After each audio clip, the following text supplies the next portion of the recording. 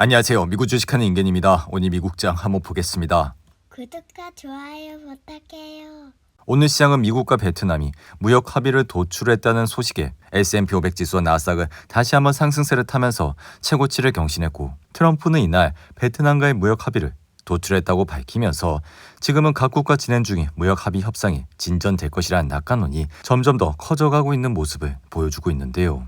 이에 지난 4월엔 베트남에 대해 46%의 상호 관세를 책정했지만, 이날은 베트남이 시장을 개방하는 대신 관세율을 20%로 대폭 인하하기로 하면서, 이에 따라 신발 의존도의 높은 나이키는 협상 합의 발표 이후 4%나 상승을 하는 모습을 나타냈습니다. 여기에 테슬라는 2분기 인도량이 시장의 예상에 미달했음에도 불구하고 5% 가까이 급등해 $315까지 올라왔고, 테슬라가 이렇게 상승을 하게 된 주요 배경은 시장의 예상을 밑도는 인도량을 발표했지만 생각보다 양호했기 때문이라 할 수 있는데요. 이에 지난 2분기 인도량은 전년 동기 대비 14% 가까이 하락을 해 38만 4천 대의 차량을 인도했고, 이는 시장의 예상치 38만 7천 대를 하회한 수치라, 그럼에도 테슬라는 예상치를 소폭 하회하는 데 그쳐 이에 따라 기관과 투자자들은 예상보다 나쁘지 않다는 판단을 한 것으로 생각이 듭니다. 여기에 전날 머스크와 트럼프 간 불화가 다시 불거지며 주가가 5% 이상 급락하자 이날 저가 매수가 유입된 것도 주가 상승에 일조를 했다 생각이 드는데요. 이에 당초 시장은 유럽 판매가 반토막 나는 등 테슬라 판매가 부진하고 차량 인도량이 급감할 것이라 예상을 했지만, 기대 이하에도 주가는 약 5%나 상승해 일부 투자자들은 20% 이상 판매 감소를 예상하기도 했고, 이로써 이날 공개된 수치가 예상보다 더 심각한 수준이었다고 판단이 되며 다시 한번 테슬라의 주가는 반등을 하는 모습을 나타냈습니다. 이에 테슬라는 그동안 머스크의 정치적 행보에 불만을 가진 소비자들의 역풍을 받아 지금도 감세 법안을 두고 트럼프와 지속적인 마찰을 빚고 있어 이러한 행보는 테슬라가 전혀 얻을 것이 없기에, 심지어 중국 전기차 업체의 거센 도전도 영향을 미치고 있어 지금은 BYD는 물론 샤오미까지 테슬라를 바짝 추격하고 있는 모습을 나타내고 있는데요. 그럼에도 불구하고 테슬라의 대표 낙관론자인 댄 아이브스는 최근 보고서에서 테슬라 수요가 오를 일만 남았다 평가했고, 아이브스는 테슬라 수요 반등의 축보가 예상보다 일찍 터졌다며, 또한 1년 뒤 테슬라 주가가 $500까지 오를 것이라 전망해 이 같은 수치는 현재 주가 대비 약 60% 이상 높은 수준이라 할 수 있습니다. 이에 테슬라의 주가가 이날 악재 속에서도 큰 폭으로 오른 것은 최근 주가가 단기간에 하락했고, 이러한 하락이 지나치게 하락됐다는 투자자들의 판단도 작용이 된 것이라, 이러한 결과는 지난 4월 2일 1분기 인도량에서도 나타났고, 시장 예상치를 하회하는 결과가 나왔음에도 불구하고 주가는 보란듯이 이날과 비슷하게 5% 가까이 상승을 하는 모습을 나타냈습니다. 하지만 그 이후 주가는 흔들리기 시작하면서 실적 발표 전까진 지지부진한 모습을 나타냈다 할 수 있는데요. 이로 인해 테슬라의 주가 최근 추이를 보면 시장의 기대치를 하회하는 결과, 즉 실적이 나와도 모멘텀으로 인해 주가는 상승을 하는 모습을 보였고, 이러한 모멘텀이 이번 2분기 실적에서도 나타날지 우리는 면밀히 관찰해야 된다 생각이 듭니다. 그리고 엔비디아의 주가는 이날 2% 이상 상승하며 단번에 $157까지 올라왔고, 전날 엔비디아가 크게 하락은 했지만 전혀 이러한 상황이 무례한 일은 아니라고 말씀을 드렸는데요. 이에 엔비디아는 다시 한번 $160에 근접하면서 시가총액은 3조 8,369억 달러까지 늘어나 사상 첫 4조 달러 선 진입을 눈앞에 뒀고, 이날 상승폭은 시가총액 2위 마이크로소프트와 그리고 애플보다 컸기에 엔비디아는 그동안 중국 수출 통제 우려와 관세 이슈로 인해 부진한 모습을 나타냈지만, 이에 투자자들은 3분기와 4분기 엔비디아 실적이 증가될 것이라는 기대감으로 주가는 사상 최고치 부근에서 움직이고 있는 모습을 나타내고 있습니다. 이로 인해 엔비디아는 5월 실적 발표에서 이번 2분기 450억 달러의 매출을 예상했고, 이는 시장의 전망치 459억 달러에 미치진 못했지만 중국 시장에 대한 H27 수출 제한이 없었다면 실적 전망치는 약 80억 달러가 더 높을 것이라 예상이 되면서 여전히 AI 칩에 대한 수요는 계속되고 있다고 생각이 드는데요. 이에 시장의 인공지능 수요는 계속되는 가운데 엔비디아는 이미 다음 사업의 기회를 엿보고 있고, 젠스당 역시 최근 열린 주주총회에서 AI 다음으로 가장 큰 기회는 로보틱스라며, 엔비디아는 자동차 부분과 로봇 사업 부분에 지난 분기 5억 6,700만 달러의 매출을 기록하는 모습을 보여줬습니다. 이에 엔비디아가 다양한 사업 구도로 발을 뻗어 나가게 된다면 이러한 결과는 결국 엔비디아의 매출 상승 그리고 주당 순이익 상승이라는 동반 호재로 작용을 할 것이기에 여전히 엔비디아를 좋게 보고 있다 말씀을 드렸는데요.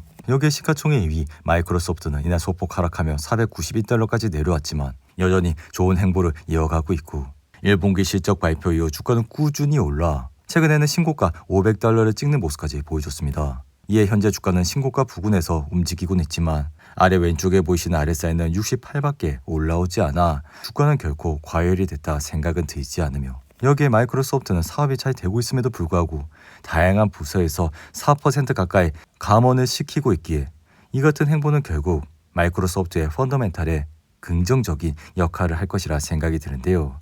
이에 마소는 2026년 회계 연도가 이달 1일 시작한 가운데 감원 방침을 내놨고 대개 기업들의 조직들은 새 회계 연도가 시작될 때 조직 개편 방안을 발표하지만 마소는 역동적인 시장에서 회사와 각 팀이 성공적인 입지를 구축하기 위해 필요한 조직 개편을 지속하고 있다며 이미 올해 들어 수차례 감원에 나섰던 만큼 지난 1월에는 저성과자 약 1%를 내보내고 5월에도 6,000명 넘게 해고하는 모습을 나타냈습니다. 여기에 지난달에는 300명 조금 안 되는 규모가 회사를 떠났고 앞서 2023년에도 10,000명을 감원하기도 했는데요.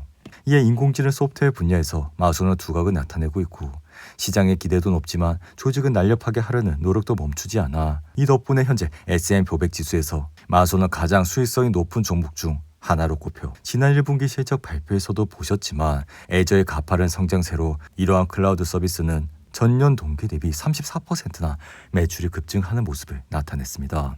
이에 개인적인 생각은 이번 2분기 마소의 실적도 굉장히 기대가 되며 여전히 인공지능 분야에서 엔비디아와 마이크로소프트는 돈을 잘 벌고 있기에 앞으로도 좋은 흐름세를 이어갈 것이라 생각이 드는데요. 한편 시장은 오늘 밤 발표되는 미국의 비농업 고용지수에 초점을 맞추고 있고 현재 시장은 12만 명을 예측하고 있기에 만약 이러한 수치가 시장의 예상치를 다소 상회를 한다고 하더라도 그동안 비농업 일자리의 결과는 시장에 큰 영향을 주지 않아 이날 수치가 소폭 하락을 하든 소폭 오르든 지금 증시에는 크게 영향을 미치진 않을 것이라 생각이 듭니다.